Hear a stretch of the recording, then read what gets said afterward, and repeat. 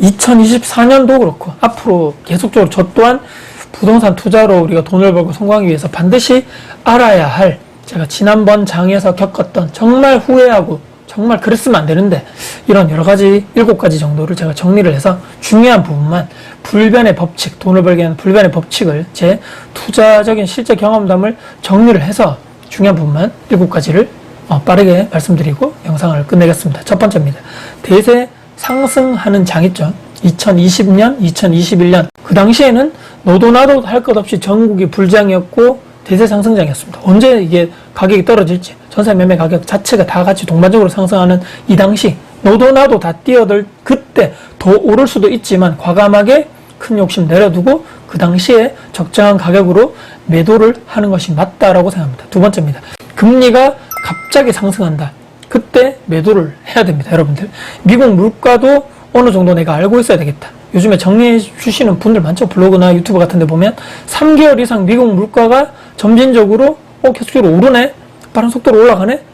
근데 그러면 그 전에 생각했을 때는 과거사를 들여봤을 때 역사적으로 금리를 올려서 물가를 잡으려 하겠구나라고 생각을 하면서, 그러면 덩달아서 우리나라 금리도 뒤따라서 올라가겠네. 그때 그 전에 많이 올라가기 전에 나는 적당히 가격을 보고 매도를 해야 되겠다. 금리도 우리가 또한 생각을 해야 되겠다. 시중에 그렇기 때문에 돈이 많이 풀린다는 것은 돈의 가치가, 화폐 가치가 하락한다는 얘기겠죠. 그러면 물가는 반대로 올라가겠네?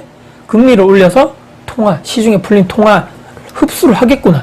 소비를 줄고 그 당시에, 그럼 그 따라서 그 당시 그렇게 물가 상승률이 좀 떨어지겠구나. 그러면 나는 금리 자체도 이제는 좀 중요 변수로 하나를 딱 시각을 두면서 이 정도는 좀 우리가 알고 매도 시점을 잡아야 되겠다는 것이 두 번째고요. 세 번째는 아무도 안 살 때, 2022년 말 2023년 초겠죠. 아무도 안 살 때 폭락, 그때가 가장 저가에 매수할 수 있는 기회였다.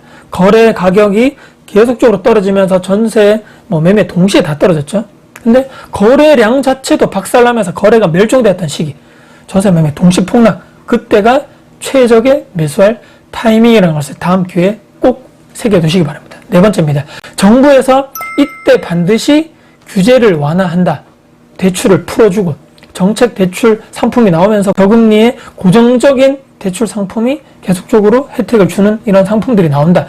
많이 떨어진 그 당시, 그 시기에 그 위치 좋은 그 각 지역별로 있는 대장 1, 2급지 정도의 가격이 많이 떨어졌을 때, 그때 당시가 매수의 가장 최적의 타이밍이라는 것을 우리 다시 한번 잊지 말아야 된다. 다섯 번째는 입주장 전에 미리, 입주가 예를 들어서 엄청나게 대구 같은 경우에 매달 달이 모여있다. 그 전에 미리 6개월 전입니다. 그 선에, 벌써 선행 6개월 전에 요거는 그냥 적당하게 팔자. 이 또한 불변의 진리입니다. 대구에도 2022년 엄청나게 물량이 많고 23년도 물량 많고 24년도 물량이 많은데 2021년, 2022년 초까지만 그때 매도했었으면 이런 역전세의 악몽을 겪지 않았어도 되는 거죠. 그렇기 때문에 2022년, 2021년도 계속 올랐는데 근데 2022년도부터 물량이 많네? 그러면 그 전에 그냥 적당하게 내가 수익을 보고 빠져나오는 것이 가장 현명하다라는 말씀을 드립니다. 여섯 번째는요.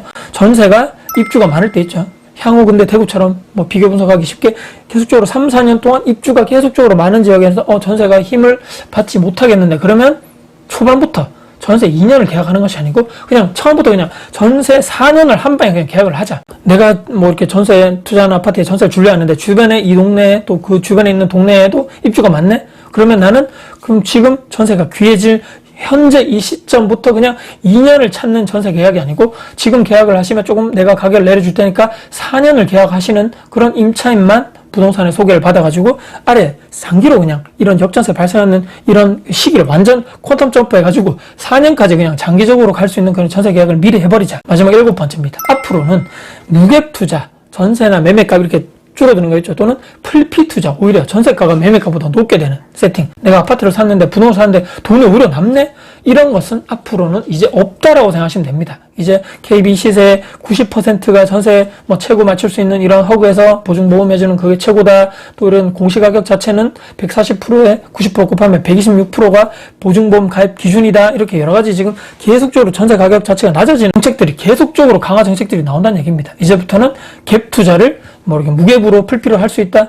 저렇게 얘기를 하는 사람들이 저기 막 돌아다니면서 강의를 한다. 저 사람 사기꾼 아닌가라고 의심을 한 번쯤은 한번 해보자라는 생각을 하면서 상당히 리스크 자체가 높은 투자겠구나라고 생각하셔야 됩니다. 오늘 제가 말씀드린 7가지 2024년도부터 앞으로 우리가 해야 되는 부동산 투자 중에서 이런 7가지 기준이나 원칙을 내가 머릿속에 딱 새겨두면서 우리가 투자를 했을 때는 최소한 역전세 때문에 수천만 원, 수억을 내가 내준다거나 엄청나게 매도가가 떨어진다거나 실패했거나 잘못 샀다거나 그리고 내가 또 조금 더 오를 것 같은데 내가 나의 욕심 때문에 계속적으로 가지고 있다가 더 추후에 더 떨어지는 이런 최악의 시나리오는 우리가 피할 수 있는 투자 이런 불변의 원칙이라고 생각하시면서 7가지를 꼭 적어두시면서 여러분들 투자에 꼭 활용을 하셨으면 좋겠다는 마지막 당부드리면서 영상을 마무리하겠습니다. 영상 여러분께 도움이 되셨다면 구독, 좋아요, 알람 설정, 댓글 주시고요.